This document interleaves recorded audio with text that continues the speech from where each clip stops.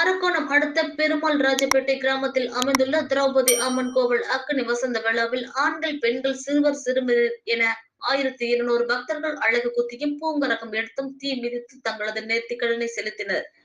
ராணிப்பேட்டை மாவட்டம் அரக்கோணம் அடுத்த பெருமாள் ராஜபேட்டையில் திரௌபதி அம்மன் கோவில் அமைந்துள்ளது.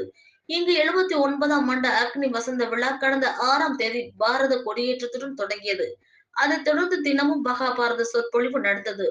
விழாவின் முக்கிய நிகழ்வாக 18ஆம் நாள் காலையில் துரியோதனன் படுகளமும், மாலையில் தீமிதி விழாவும் நடைபெற்றது. தீமிதி விழாவை முன்னிட்டு உற்சவர் திரௌபதி அம்மன் மலர்களால் அலங்கரிக்கப்பட்டு ஊர்வலம் வந்தது. அதைத் தொடர்ந்து வான வேடிக்கைகளுடன் தீமிதி விழா நடந்தது.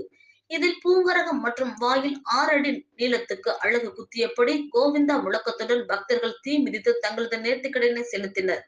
அப்போது பெண்கள் சிலர் சாமியை ஆடியபடி வந்து தீ மிதித்தனர். மேலும் பலர் தங்களது குழந்தைகளை தோளில் சுமந்தபடி வந்து தீ மிதித்து நேர்த்திக்கடன் செலுத்தினர்.